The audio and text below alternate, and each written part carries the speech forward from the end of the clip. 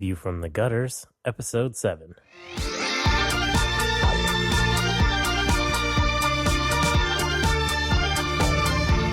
Welcome to View from the Gutters, the comic book podcast where each episode we discuss a collected edition, trade paperback, or graphic novel, and then recommend and vote on the book for the next episode. Warning: the discussion portion of this show has massive spoilers for that book. On this episode, we discuss Batman Venom, and to skip ahead to the recommendation section of this podcast, skip ahead to 2901. Alright, hello, welcome back to Oprah Winfrey's Comic Book of the Year Club. Yeah, right? Because we only do this once a year now, apparently. Well, we're getting back into it. It's also a good reason that we didn't upload these, because now when we put them up online, it'll be like, they didn't even take a break. Yeah, no, we went straight through. Every month, they're like so good at this. We are hardcore. We'll look way more pro. Way to give away the game. Yeah, I just gave away. Spoilers. We're not good at this. We are not. We are not good at it. We could have said nothing. Nobody would ever know. They never would have known. They would have known. They would have. They do know. The internet, well, yeah, the internet knows everything. All right, so this week, I'm Andrew Chard. I'm Joe Preti. I'm Tobiah Panshin. And I'm Matt McGinnis. Yeah, so big welcome to newest member, Tobiah. Welcome. Yes. Yeah. Thank you. Sad note, I found out Bernie's moving to Oregon for school. Well, so... he's never around anyways. Yeah, but he's on like all of them so far. Bernard B. Huckabee. Bernard will be missed until we'll get him on next summer. Now he's going to be like Sven from Voltron. He's the guy who's there early on, and then he vanishes, and everybody's like, what are they going to do? Yeah, or it could be like Voltron, where you watch the first 10 seconds and realize that it is unwatchable garbage. And never, ever watch it again. Yeah, I had a really similar experience the first time I watched Power Rangers. It's pretty bad. Honestly, if I had not seen it when I was a kid, I would not like it now. I am a huge Voltron fan. Yeah, so. I could see. You kind of had to be there when it was coming out. It's also why I don't get Transformers. Well, no, I mean, you can't watch anything from the 80s or the early 90s. Some of that stuff does hold up. It's still okay, but so much of it is bad that every time you watch it, you risk just having your entire childhood destroyed. Yeah, except for the blatant racism in Teenage Mutant Ninja Turtles. It's all pretty good. See, I wouldn't know about that. I had the dollar store version of the Teenage Mutant Ninja Turtles, the Teenage Mutant Hero Turtles. Oh, those are great. Oh, God, they were heroes. Which I had a similar thing with Transformers. I owned all the GoBots. I watched both. People don't know our thing. GoBots, Mega Blocks. So good. I did not have money for new toys when I was a kid, so we would go to yard sales, and that's where I would get my Transformers.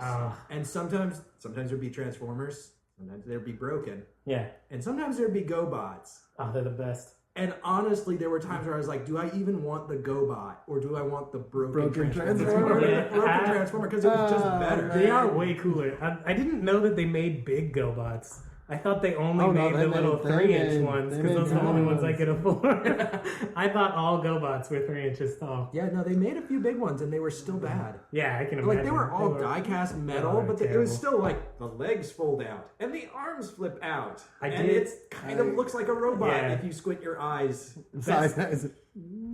Best toy I ever had, though, when I was a kid was a hand-me-down Voltron, where the cats were metal. Yep. And it weighed like 150 pounds. I had that one. Yeah, it's the worst toy ever. You cannot play with it. It is a glorified paperweight. It's perfect if you have siblings, because you can throw it at them. Which I did not, so I don't know. See, I had a remote control Voltron that had a go forward button, a go backward button, and a figure 8 button, and then the talk button. What was did all buttons just equivalent to the fall over button? Yeah, I mean, really, that's what it was. But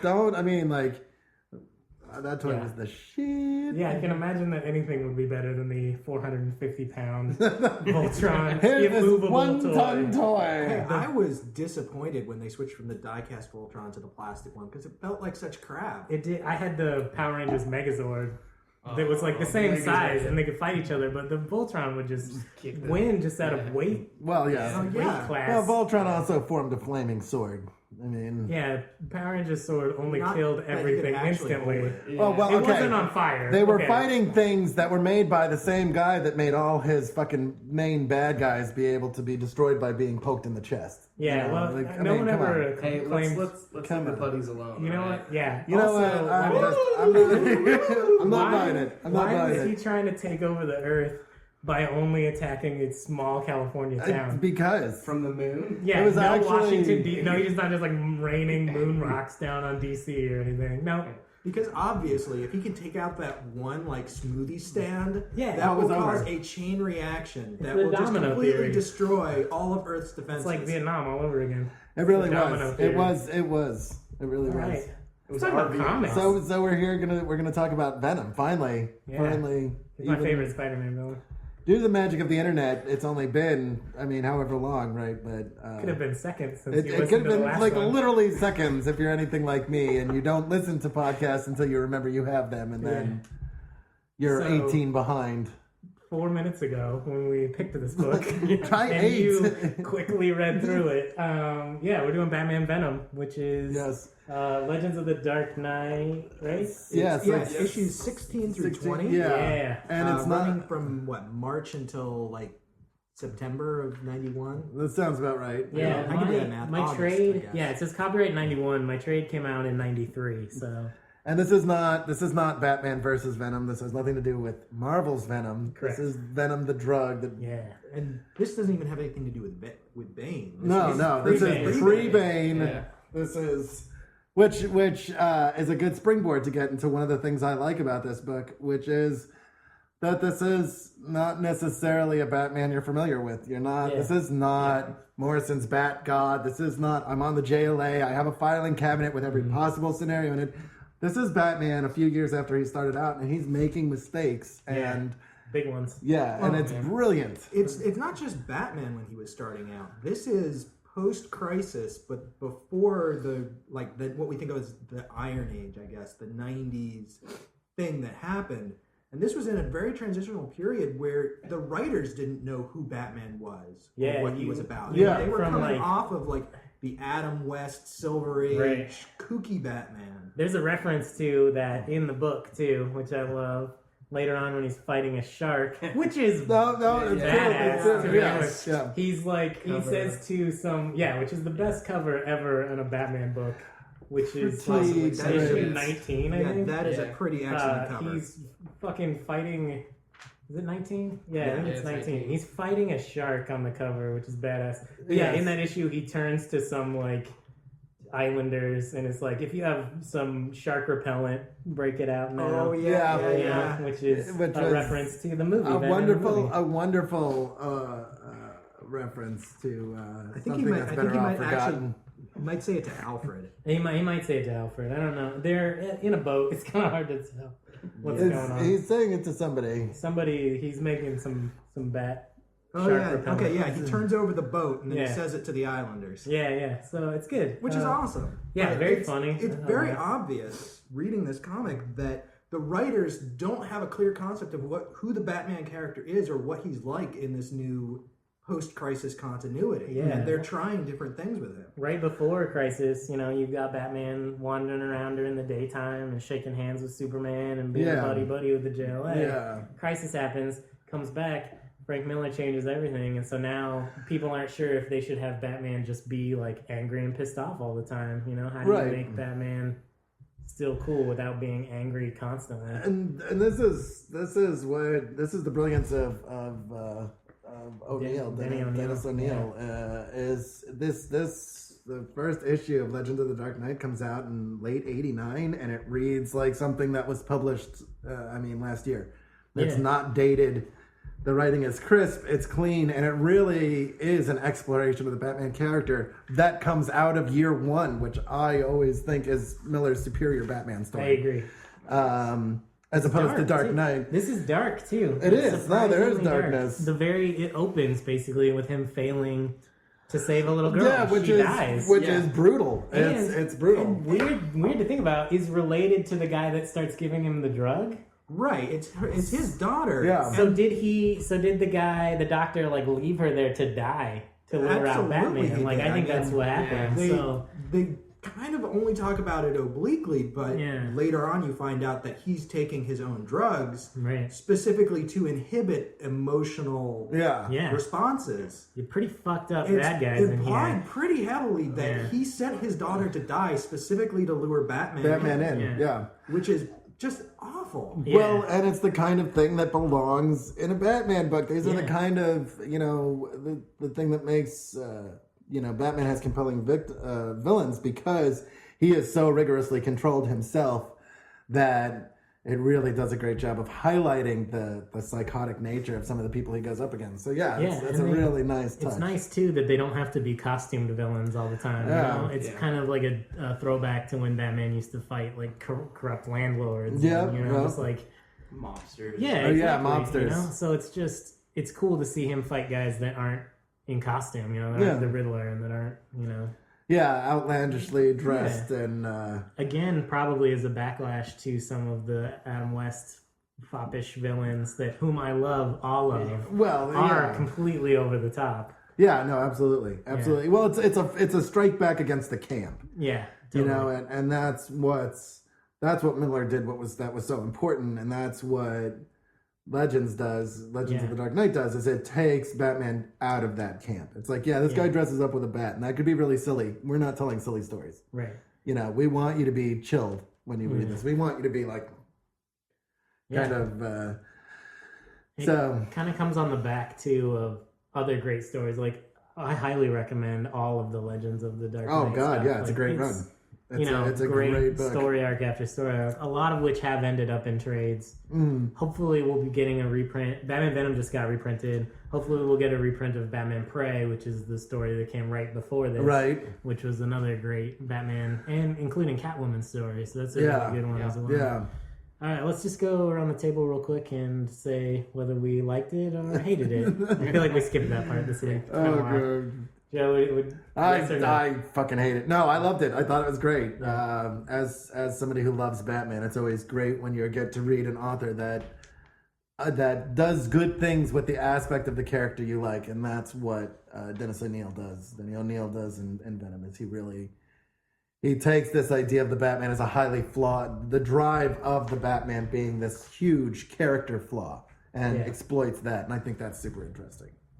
I also really enjoyed it. I've never been the biggest Batman fan. I can't say that I've read the depth of the Batman canon. I mean, I'm familiar with the character. I've read a number of his stories, but I've read The Dark Knight Returns. I've never read Year One, and I feel like I really should to properly appreciate this, because reading it, it did seem to me in a number of ways to be a reaction to what Miller had done with the character. Yeah. And, there was some corny stuff, too. There's, at one point, he goes down in the Batcave and hides out for a month. And when he comes back, he's got, 6 or 8 months' worth of beard growth. That's just how manly Batman is. Either that, or he's down there, trying on all of his bat costumes, and he's got his hobo beard on. Batman shaves 6 times a day. I was going to say, he's only down there for 30 minutes. It's the cowl actually has a built-in shaving system. Such is the virility. Little robot arms with the gloved hands, a Warner Brothers cartoon come out, and they put the shaving cream on him. Yeah, exactly. If he's out at night for more than an hour, he's going to have a beard growth. You're going to know, it's Bruce Wayne who has that freak werewolf gene. Yeah, it does, and that's what the ears are for. They store in the ears. People always want to know. The razors store in the ears. Which began my fetish with bearded Batman. Just now, that comic cover is the reason that at every Comic-Con that I go to now, when I get sketches from artists, I ask them to draw me bearded Batman. My sketchbook's coming along. For those of you that don't believe him, that's 100% true. It is. I've seen the sketchbook. It's pretty great. Yeah, I got Ethan Van Sciver this year. You got Dustin Nguyen. I've got the Dustin Nguyen in there, so I got a lot of good people in there. I think I need to see this. Yeah, I'll show it to you after we're done recording. Pretty great. Pretty great. Matt, what'd you think? Echoing what everyone said, I loved it as well. I think really just the one thing, and we kind of touched on this before, but the one thing that I loved the most about it, I mean, I'm a fan of Denny O'Neil Batman from Tales of the Demon, all that stuff. But I just love the fact that it wasn't your normal Batman villain. It was the type of thing that he can't just punch, he can't just beat the crap out of. It's an ideal that he's fighting against. It's a corruption within someone, within people, within himself. And I really think that's what crafts the best Batman stories and is able to keep him grounded and relatable. So that's what I loved about it. Yeah, I mean, I picked this, so I love it. And it's one of my favorite Batman stories for sure. I think it's great. There's a lot of stuff that I think is continued to be echoed in current Batman stories in here. I think they're drawing from this ideal still. The fact that Alfred isn't really interested in taking Batman's shit and in fact quits at some point in this story. I think it's kind of apt having Dark Knight Returns or Dark Knight Rises, whatever the movie's called, just came out. Which that one, it was you might have heard of it. Yeah, I don't know. People saw it, I guess. Plundered pretty freely from the Dark Knight Returns, from No Man's Land. And I think it's cool that I mean, for all the crap that Nolan gets about Batman, which I think he does. I don't know, maybe that's an overstatement. I think he's good, but I'm glad that he really draws on some of the crucial elements from the comic. There's scenes right out of The Long Halloween in the new movie, which is my favorite Batman story. So there's just there's a lot of great stuff going on, and I think that it's clear that he's read, or his screenwriters have read, the more interesting Batman stories. Not just the ones where he's punching stuff, but the ones where he has to kind of dig into himself and kind of... David S. Goyer, who co-wrote the Dark Knight Rises, actually talked a lot about how he did a lot of almost what he called research, where he did go through, and he said a lot of these stories he'd read before, but he actually went back and really focused on trying to pull. And he talked about The Long Halloween specifically. And I mean, if you've read No Man's Land, you can tell. Absolutely. I mean, just pulls right at the stuff with Scarecrow and stuff. Graffiti, Batman symbols, and will he come back? Will he not? And stuff kind of. Exactly. It just. I did love the fact that for the people who've read all those books, you can really just go, I know that. There's the scene, and the spoiler alert, by the way, you should lower whatever you're listening to on the scene where he comes back on the Bat Pod, and the cop sees him pass, and he turns to the older cop and the younger cop, and he goes, the cop is the younger one is like, what was that? And he goes, you're in for a show. And I'm like, I remember the panel. I remember seeing that. Yeah. It was really cool to see that. And I think the thing that Nolan does and I will say this too. I mean, by the time this comes out, Dark Knight Rises will be old news. But watch Batman Begins and Dark Knight before you go and see Dark Knight Rises, because it's an arc, right? And that's what I love about this. This is an arc. This is what people don't do anymore when they're writing comic books, which is Batman does not just have a problem he must surmise. Batman's problem is him. Batman has to figure out who the bad guy is, and he has to go, and eventually he does punch some people. But he also has to get past this roadblock inside himself. And at the end of the story, he has grown from it. He understands himself more, and that is what makes it compelling. He realizes that he has this weakness.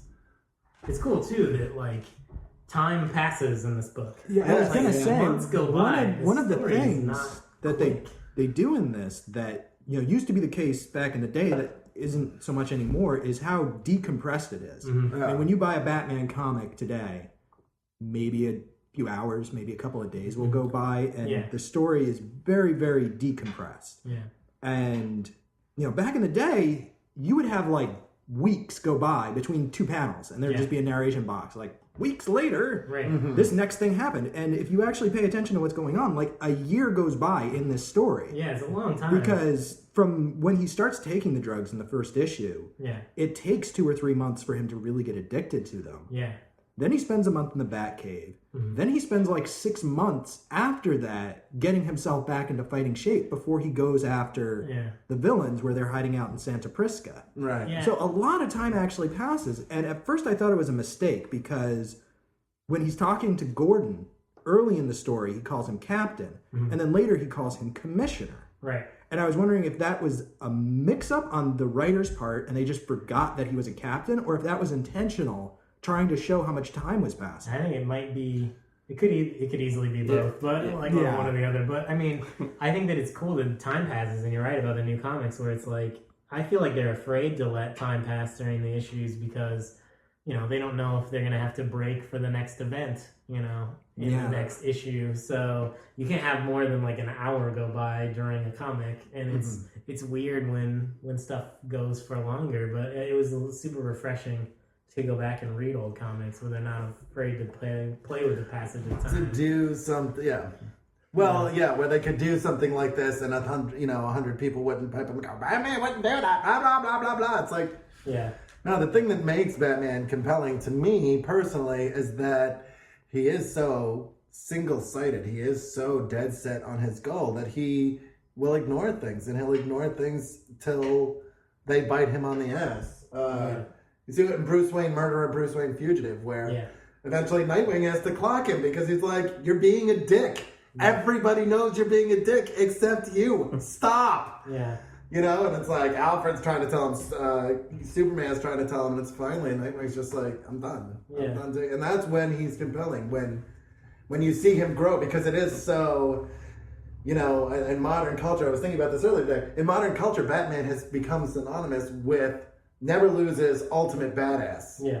And I mean, as much as I like to jump on that bandwagon, as much as everybody else does, that's not the best Batman to me. That's not the most interesting. No, Batman, absolutely not. So what you're saying is that in every issue, somebody should walk away from Batman. Alfred should quit, or Nightwing should tell him he's a dick. I mean, I think that it's after, I think every once in a while it's okay to let Batman grow a little bit, Yeah, and it's. I mean, I don't want to be the Midnighter, who's the Batman analog from The Authority, is interesting because he is a Batman analog, because he's made to be this kind of character, right? Batman is interesting when he gets the shit beat out of him on a level that he can't fight, that he can't grapple with, because I think you're not going quite too far, not quite far enough with this. I think Batman is most interesting when he is being the most human. Yeah, when he has hubris. Yeah, when he's being myopic. When he has people around him telling him, "Look, Bruce, you're taking it too far. You need to dial it down a notch." Mm-hmm.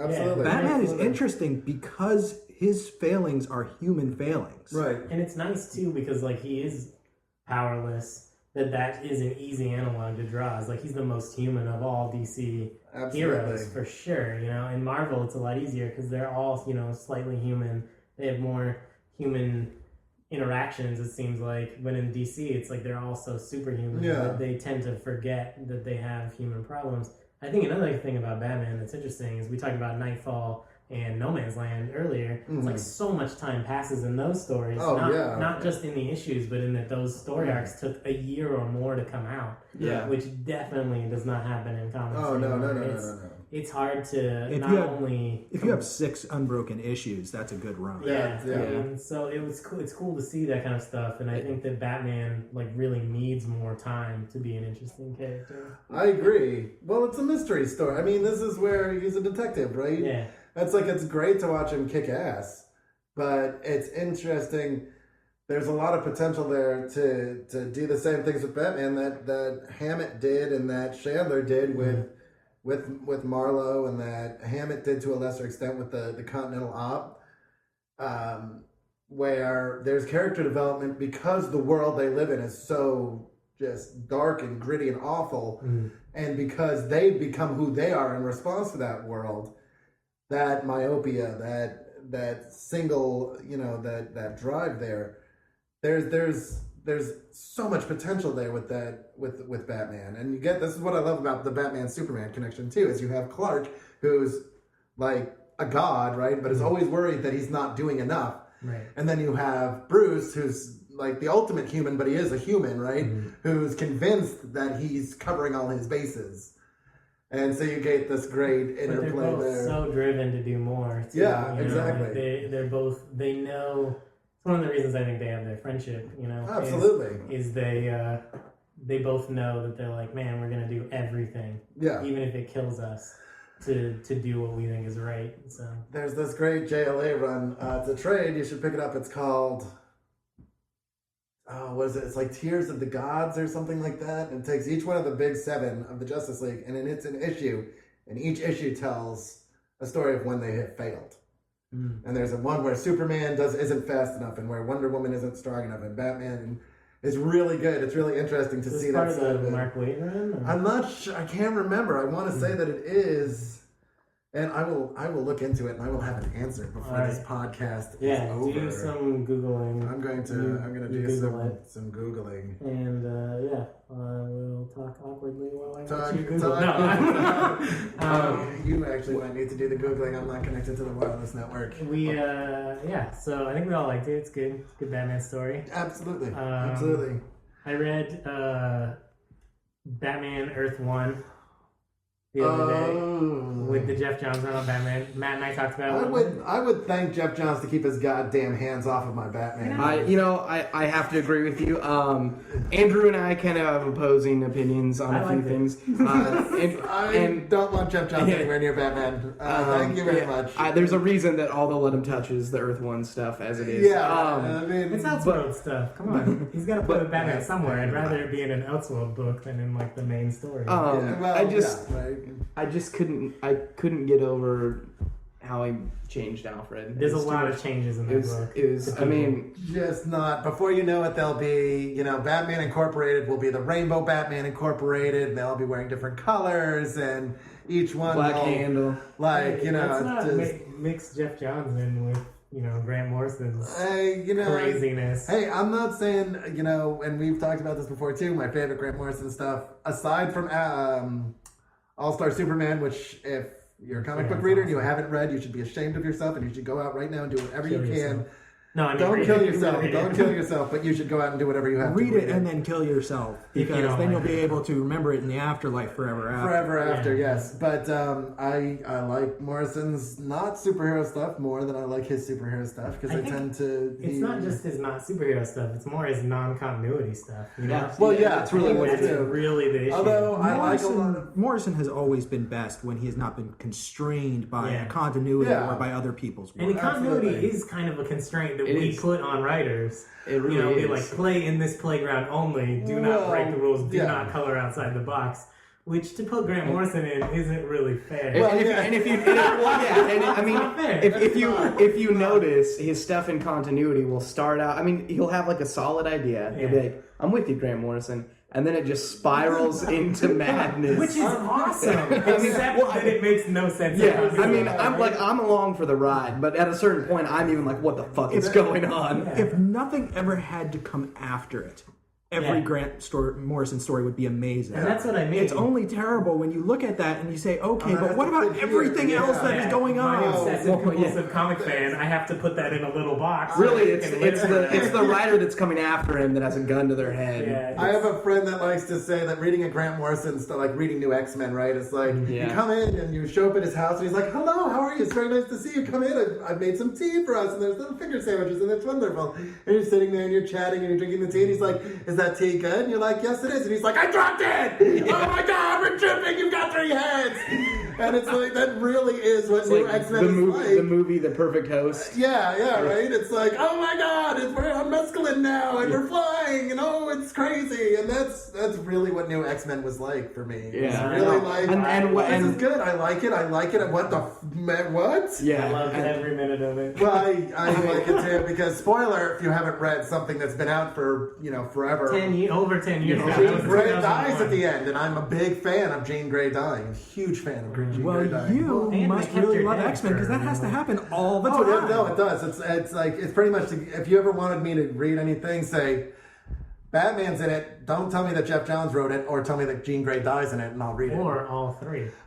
Be like, Batman's in it, Jeff Johns didn't write it, and Jean Grey dies at the end, and I'll be like, oh, that's like you just described my perfect comic book. The perfect comic. By the way, that JLA run was Pain of the Gods. Pain of the Gods. Who wrote that? Jeez. Ask me a hard question. Chuck Austin. Okay. Thank you. It was in there. He took over from Mark Waid after that. And I like Austin stuff. Yeah, he's great. It's good stuff. All right, let's move on to part 2 of our fun podcast, where we pick a book to read for next year. Yes. I don't have it with me, but for next episode, whenever that might be. Same Oprah time, same Oprah channel. Yeah. I really want to cease and desist letter. That's the only reason we've named it this. We will do an entire podcast on the cease and desist letter. I just want one. I feel like it's a. I would frame it. I mean, we should frame it. 25 years old and I don't have any cease and desist letters. Really doing something wrong. Very lazy. What have you done with your life? Exactly. That's my problem. Who wants to go first? John, I will go first if that is acceptable to everybody. Yeah, I don't have it with me, but King City by Brandon Graham. Do one. I'm doing it. No, I just did it.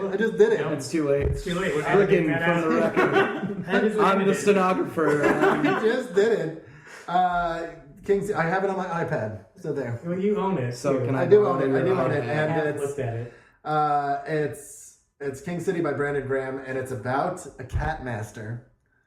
And as does he own a lot of cats? Use my name. What's my name? As Toby has said to me, not here, but quite excellently, it's like if meets Scott Pilgrim. Yes, and, exactly.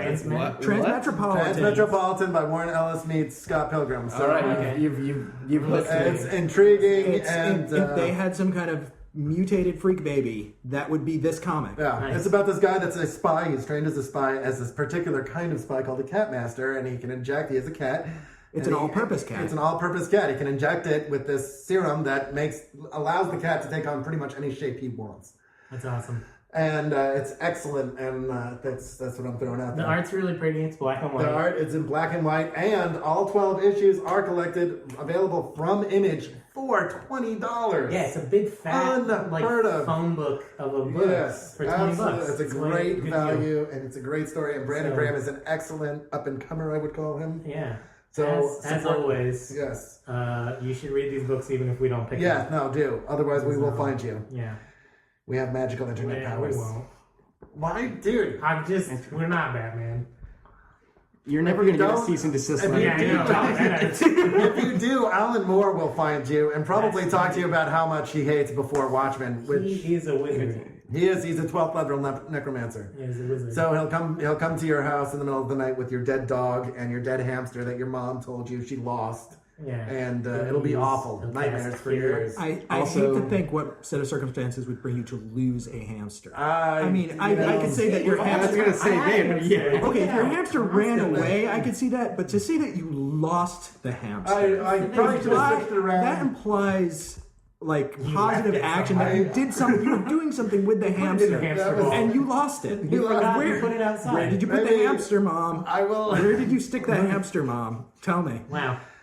It's your father's idea. Lemon wing situation we've got going on. It's interesting. It's a dark turn. It did. Well, surprise. Tell me what you pick. Okay, so I only found out that I needed to pick something about 5 minutes before we came here, so I only have a list of about 10 different things. Yeah, pick one. Well, the one at the top of the list, and by top of the list I mean it's first, not necessarily my top pick, is the Ed Brubaker and Matt Fraction run on Immortal Iron Fist. Okay, so volume 1. Volumes 1 and 2, which is 12 issues altogether. Okay, we can pick that. We can pick 1 and 2 together. Which I know that Joseph has read, and will agree with me was amazing. I used to read Iron Fist back in the day when it was in MCP, Marvel Comics Presents, 2 stories in every episode, jam-packed with action, and Iron Fist was one of my favorite characters, and he never got any love, so this made me... I slept with this book. I hugged it, and I loved it, and I still do, and it's amazing. It's a great book. I've read this as well. Art's fantastic. I love the art is Brubaker. amazing. His take on Iron Fist is... And I even think that it gets better after Brubaker leaves. Really? Yeah, I love Matt Fraction. We may have to come to words over that. Yeah, I haven't read any of awesome. You know what? I only have the first 2 trades, so I'll have to check that out. Yeah, keep reading it. It's great. Matt Fraction is a badass, and he brings to that book what I think it's Jason Aaron would later bring to Ghost Rider, which is he creates kind of a legacy of characters leading up to the Iron Fist and leading up to Ghost Rider, which is something that Marvel's really bad at doing. Yeah. It's creating a legacy of characters. They're like, oh no, that's Iron Man. He will be forever Iron Man and never age. Yeah. Where DC tends to kind of let people get old and get rid of them, and create replacements for them. There's been a couple Batmans, a couple Green Lanterns, a couple Flashes. Although, if you're following DC Comics now, it's time to undo all of that and go back to the Silver Age version of every character. Those comic books did not erupt into flames. I was going to say, they didn't burn all of them. Like, I can still go back and read I mean, Jeff Johns is somewhere, I feel like he's trying to burn my comics. Yeah, Jeff Johns can really just have a wonderful, happy life, fulfilling with success. Far away from the comic books that I love. You know, I really don't care what he does with the shit. Like JSA stuff is brilliant. I don't give a fuck about the JSA. Good job. Yeah. Like, just stay away from Batman. Stay away from look at he fucked over Wally West. He made a great Green Lantern movie that everyone loved and no one has any complaints about. Totally. No, that best. Let me tell you something. Citizen Kane, not at all. Not Green Lantern. Jeez, Ryan Reynolds. Well, yeah, I mean, if you had Ryan Reynolds to play one character from all of comic books, it would be Hal Jordan. Yeah, definitely. I mean, and you know, those people that think he would have been a great Wally West are fucking stupid. Let me tell you. Yeah. He would not. I hope the sarcasm comes. While we're talking about characters whose names are a W alliteration, Wade Wilson? No, not at all. No. I like his Baraka blades. I think the mics are going to melt from the scathing sarcasm. We're mad. I didn't see it. Oh god, comic book fans that were mad? That's odd. Oh, I'm frothy. It's like, I'm sure it's probably terrible. That's why I brought it up. It was a little bit. A lot of people didn't like it. That's why I brought it up. I don't know. I don't mind. I don't hate Johns. I don't hate him. I think he's got some bad judgment in handing the keys to the kingdom to him. Might be a mistake. I was talking about this with our invisible fifth member today. About how if he's on one book, he's fine. He's good. He's got some good ideas. I really like Green Lantern Rebirth. And the more books you put him on, it's like an exponential curve.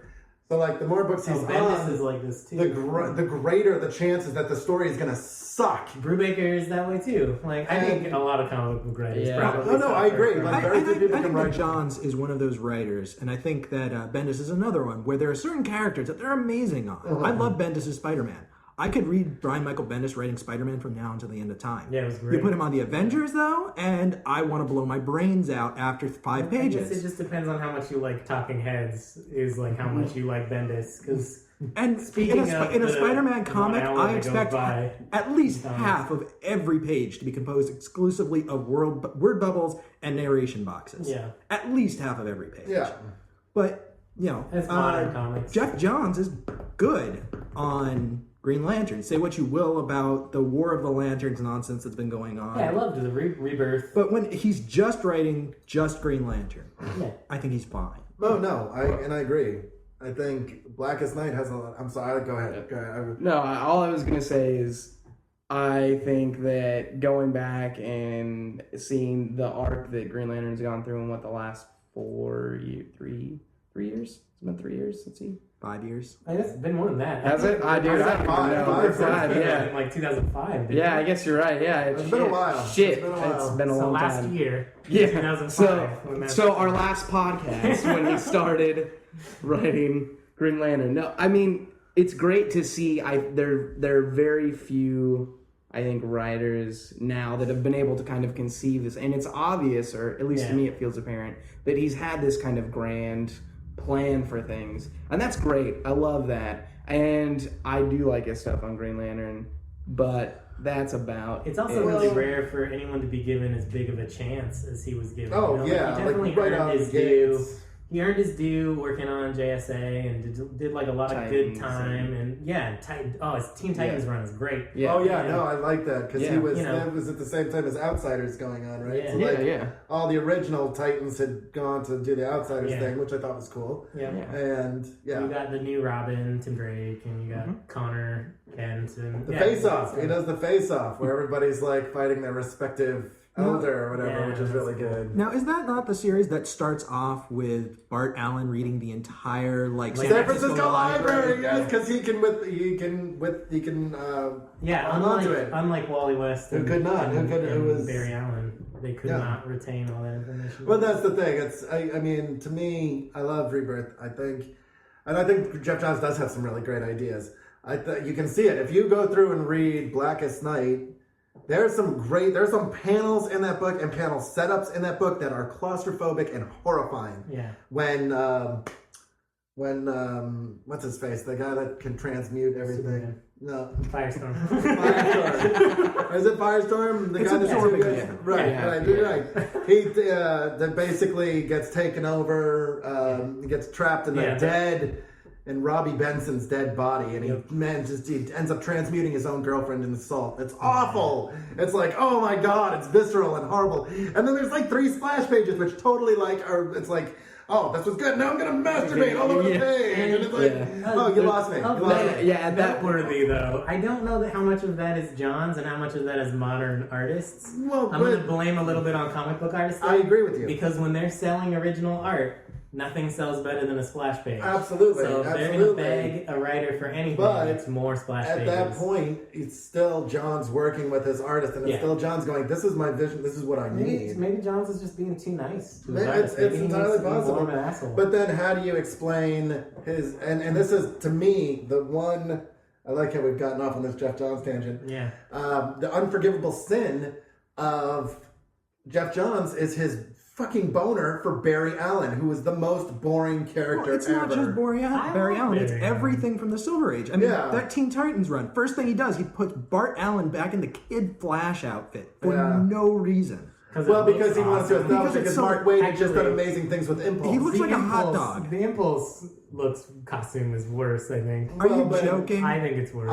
He's got like goggles and 90s pockets. But it's the idea of it, though. It's that's an acclaimed run. Yeah, it's that Bart Allen is his own person. Again, it didn't burn up all of Mark Waid's comics to change his costume. No, it didn't. But the point is that take a character that somebody else has made popular, and the first thing you do is switch their costume.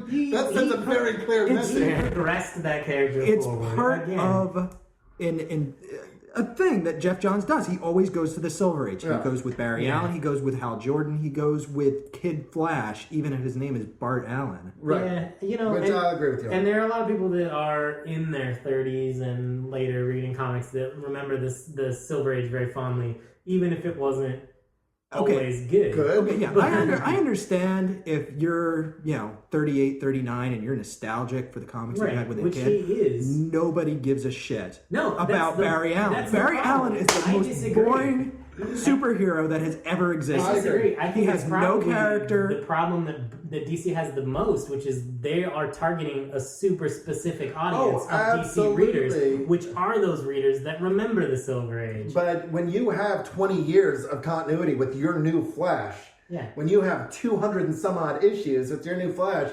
like Barry Allen's dead, man. And by bringing him back, and this is the thing I can't wrap my head around, is this idea that somehow by bringing Barry Allen back, you're appeasing fans. It's like, no, because you're pissing all over this great moment from comics history. Nobody was calling for Barry Allen to be the Flash. Yeah, no. Well, Johns was. Well, yeah. And I mean, like, Hal Jordan, I can understand that, because there was still the Kyle Rayner, Hal Jordan debate, which after reading the modern age Green Lantern, fuck Hal Jordan. Fuck him. I hope everybody can hear me, because I'm very clearly saying fuck Hal Jordan. Kyle Rayner is superior in every way. I love Kyle Rayner. But again, though that was my Green Lantern when I started. Yeah, mine too. When I started reading Justice League, it was the 90s Justice League. It was Grant Morrison. It was Wally West, and it was Kyle Rayner. The first Green Lantern book I ever bought was Green Lantern 48. And I think it was Emerald Dawn. It was Emerald Twilight #1. Yeah. And I think that went crazy, and that puts us in kind of like a really specific era of we are modern comics fans. We started when there was modern comics, when it was already modern comics. We've read Silver Age stuff, and we've read Crisis on Infinite Earths and all that because we're good comic fans and we want to go back and read these stories. But we didn't grow up with them. Like, I will never have the nostalgia for Infinite Crisis in the same, or not Infinite Crisis. Crisis on Infinite Earths, in the same way that I have nostalgia for like New X-Men, which I read, of course, when I was a kid, So I think that we think we're a majority of comic readers, and we're probably right that like our age group is probably more of the comic readers than people in John's age group. But I do think there are still a lot of DC comic fans who are in their 30s and early 40s who do love Barry Allen and do love Hal Jordan more than the new characters. And when Kyle Rayner and Wally West showed up as the new Flash and the new Green, not so much Wally West because Wally had been around for a long time, but when Kyle showed up as the new Green Lantern, I think there were a lot of people that hated that. Oh, I can guarantee you. And they held, and like all comic fans, they just held on to that anger forever. And now that Kyle Rayner's gone and it's Hal Jordan again, they can finally be happy. Right, and so you're only alienating one group of fans in favor of another group of fans, and so it's this weird give and take that's never going to be resolved. So, and I just want to say this real quick: if you were happy that Barry Allen came back, and you were happy that Hal Jordan came back, then congratulations, you're killing comic books. I'm just going to say that. I think you should go outside and pat yourself on the back because you are killing the very medium you profess to love. I don't think. I think that we have to acknowledge that there is a line of delineation between what is either objectively or subjectively good writing and what sells. Right. Yeah. Absolutely. It's pretty obvious, I think, to everyone that Marvel and DC are less concerned with good writing. I'm more concerned with selling issues. With what sells. Absolutely. And not only selling issues, but selling t-shirts with Superman's face on it. Right. So as long as they're doing that, I think they're probably happy. Oh, I can guarantee they're happy. As every comic book podcast ever has told comic book fans, if you don't like something, vote with your dollar. Yeah, absolutely. And don't buy it.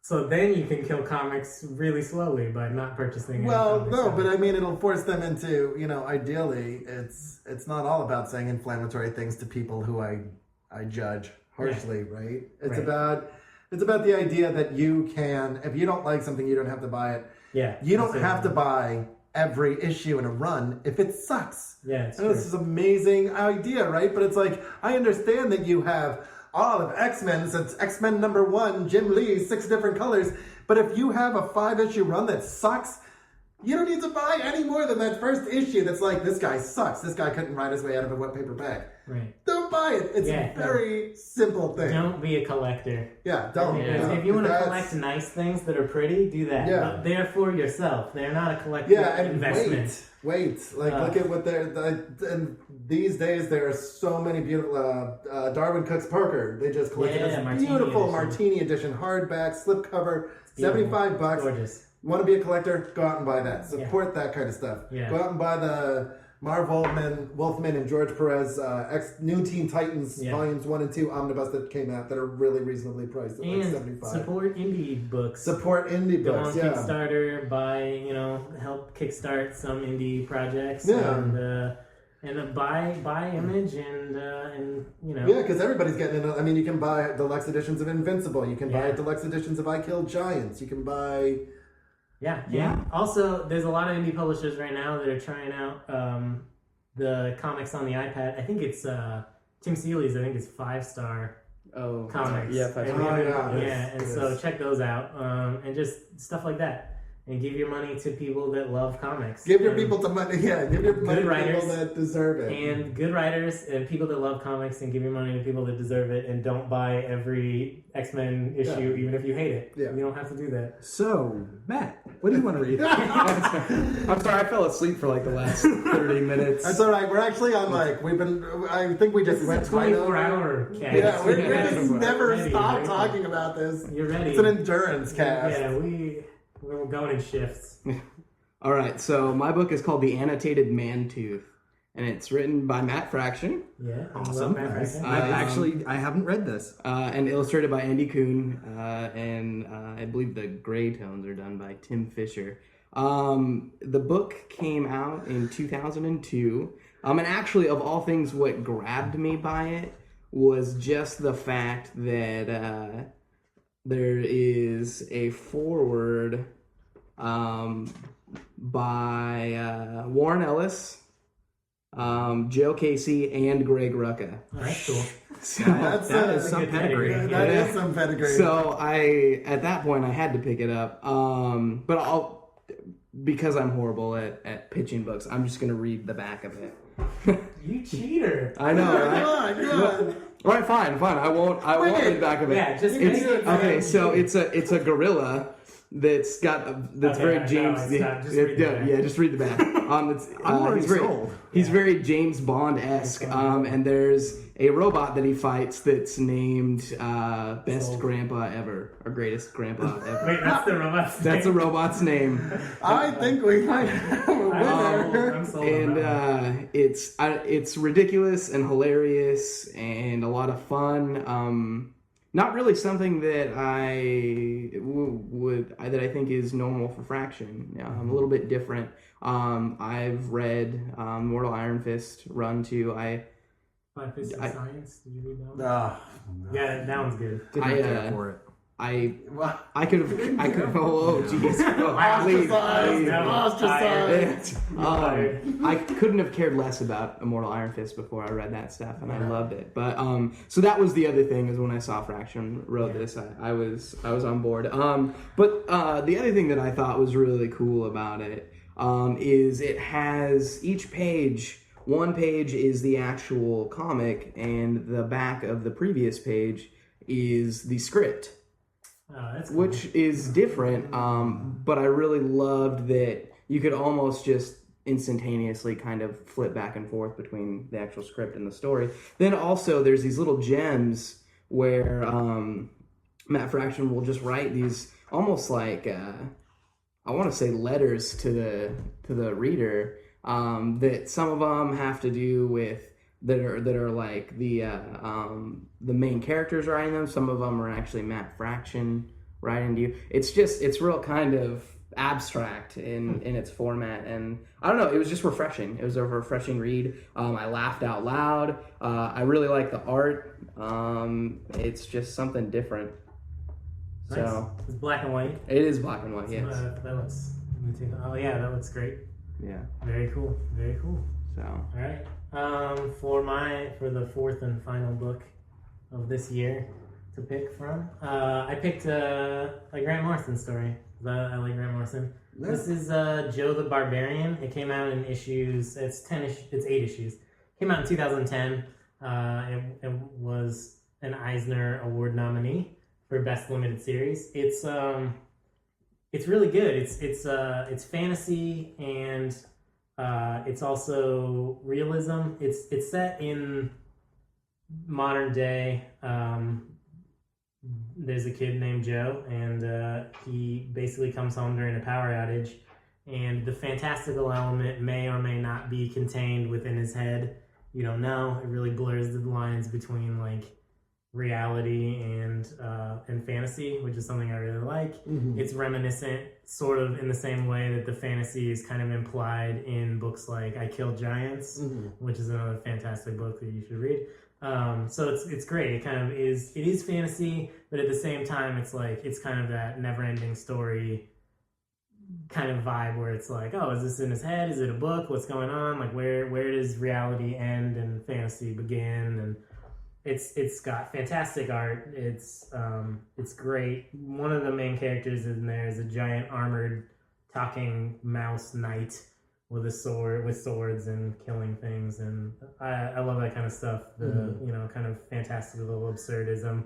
There's also a moment in the book where Joe teams up with all of his action figures to fight against like the evil presence in the book. And it's cool because it's Grant Morrison. He was able to like work out a little deal with DC that there's like Batman and Superman action figures fighting amongst them, and there's a Lobo action figure. And so it's just kind of cool, like a who's who, and kind of like this weird reference of toys in here as well. There's like a Transformer-ish guy in the background, and there's like a Dinobot in this one. But it's cool. I mean, it's kind of this like fantastic element, and it's a great story. It's kind of a good like little coming of age story for this kid, and some nice fantastic elements in there as well. So and the art is done by Sean Murphy, and it's excellent. So highly recommend that one. It's a beautiful hardcover from Vertigo. Nice. I love Morrison does that really well. Blur the line between.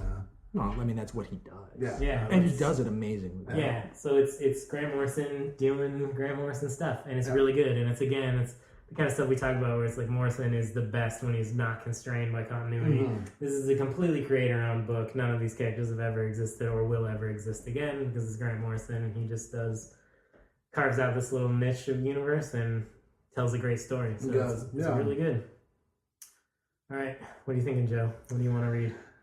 I don't know. I really want to read Joe the Barbarian, but I also kind of want to read Mantooth. I'm gonna say Joe the Barbarian. I'm partial to the name.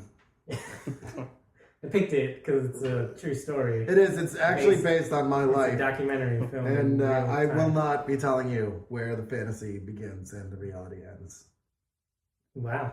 I'm not going to tell you. It's Really? up to you guys. It's up to you. It is. It is. You should Sitting right across. It totally all fantasies already all began. really happened. Yeah. Aren't all stories imaginary stories? All stories are imaginary stories except the one where I'm Batman. Shit. You didn't just hear that. Yeah, we'll edit that out. Yeah, I've edited it out in post. I'm not going to edit it out. I'm actually really torn because I really want to talk about King City because I just read it recently. But I really want to read Mantooth. Yeah. Of course, my idea was stupid. I mean, if we're going to read a fraction thing, we should read the thing that I haven't read yet. So I think I'm going to vote for Mantooth. All right. Uh-oh. Let's get down to you because... No, I haven't voted yet. Oh, no. Yeah, he hasn't voted yet, but voted I'm going to vote for Joe the Barbarian. I mean, I can't vote for Mantooth, and no offense to either of you. I've already read Immortal Iron Fist. Right. You haven't read King City. I have not read King City. I guess which you should, regardless of whether or not... I was going to say, but I could just vote for Joe the Barbarian and read King City anyway. Oh, true. And then we could just talk about it anyway next time. Yeah. Not to complicate things. So, I'm voting for Joe the Barbarian. Okay, so it's 2 for Joe the Barbarian. Yeah. And 1 for Mantooth. I actually really want to read King City, so that was where my vote was going. So, but that's fine. I'm cool with reading Joe the Barbarian. I just flipped through it before I picked this. I haven't read it in about a year, so I'd like to go reread it. So I think Joe's a good pick. Yeah. And I'm going to borrow King City from you. Yeah, we can talk a little bit about King City, I think, next week. For sure. I think we can... It's our podcast, right? I mean, Yeah, we can do that. We can fairly do whatever we wish. Yes. There are no rules. Actually, we could just say that we're going to talk about it and never actually get to it. Yeah. That's Just true. next week we'll definitely talk about this. Right. It'll be our satchel page. There you go. So it'll be our satchel actually, I page. guess technically it would be our what's the other guy? With the hair. Superman. We're referring to Greg's podcast where he tries to talk about baseball every episode. He was so envious of Aquaman. And he never actually gets to it. Yeah. What's the guy he was thrown out for gambling? In the Pete Rose. He said he's going to do an episode on Pete Rose. Every episode, he never does it. Never does it. That's true. That's true. Yes, we are. You can edit out the part where I can't think of his damn It's cool. name. We were talking about Aquaman and Superman's hair growing contest they had in the 90s. Yeah, I remember that. Well, Aquaman wins because he has the beautiful man beard. He does. He cheats with the beard. Yeah. I mean, I realized this the other day. You could use Superman's beard growth to like grate cheese. He's like, I mean, just have him not shave for a while. You could like make hash browns on his face. In the John Byrne run of Superman, Man of Steel, I love that they explain how Superman shaves. How he takes like a piece of mirror or something and reflects his own heat. Laser vision his beard off. Thank you, John Byrne. Which actually makes perfect sense. It totally does. It totally makes absolute Except for the part where it would just melt the damn glass. Well, he uses special glass. No, that's not how physics works, Toby. I mean, it totally is how physics works. How about you shut your face? Let me tell you something. As somebody who has studied physics, don't ever study it because it ruins comic books. I mean, doesn't that mean that like the perfect opponent for Superman is Mirror Master? Mirror Master. Yeah. Oh, dude. Man, We're done. Mirror Master, like the new one or the old one? Whichever the good one is. I like the old one. Yeah, I like I'm partial. I like the... Whichever one you like better. Iceman, Captain Cold is Len Snart, right? What's Yeah. Yes. He had to, I can't, It's I'm trying to something remember. Irish. No, the old one was Irish. The new yeah. one was a dick, and it was largely attributed to Dickhead, the guy we were talking about. Not Dickhead, I'm sorry. Jeff Johns, who I hated his run on The Flash. I absolutely despise his run on The Flash. It's like, here's a 12-issue arc, and at the end, everything's the same as when we started. I think we already did our Jeff Johns rant for this episode. You're going to have to save that for next time. I know, right? I know. Yeah. We're getting to the end. We're getting to the fade-out music that will never be there because we don't have any. Oh, I'm putting some good music on this What are you going to do? I think I'm going to do Return of the Gangsta for the opening. I think you should. I think you should. I don't know what I'll do for... I think for the beginning, you need to do the New Jack City theme, like the New Jack Hustler. Oh, yeah, okay. I think Well, we like... don't have a theme song. I figured I would just put different music on. Well, but eventually I would like to go. Or we're gonna steal the theme music from Oprah Winfrey's talk show. TV show. just to solidify her. I so want that. I just want Oprah to send me a letter. I know it's not from her really, but it's still. She would sign it, or there'd be like a stamp. I hope she has like a big golden O stamp that she just like puts on legal documents. It's not a stamp though. It's gold foil embossing. And I'm just gonna scrape that gold. I'm gonna scrape the gold off of the letter and sell it. I think you should. Yeah. I think you should. It's Oprah gold. Oprah's gold. It's Oprah gold. That's right. Well, I don't know. When did I become obsessed with Oprah? I don't know. Dude, that was your journey. That's not mine. I don't even know. It's also been from day one, might I say. We should have a theme song. I would just hope that it would be like zero punctuation. I'm name dropping all these great things that you should be checking out. Ben Yahtzee Crawshaw's video game blog that's very similar to us, where he complains a lot, where he would just put music in, and then somebody eventually wrote him an opening theme, and it was excellent. So hurry up and compose us. So yeah, if we need musicians, that would be cool. Yeah, actually, Kirby's brother is a musician. Oh, really? Yeah. Oh, good. Did you like that? It's an obvious. I mean, you're our sound guy. You have to kind of be pretty lazy. Yeah, totally. Yeah, I'm not gonna write anything. I'm just gonna steal other people's work. Dude, why not? Why not? It's fair use, right? I mean, right? Yeah. So look forward to our closing theme, which is to be determined. It's to be determined. It's a Beatles tune.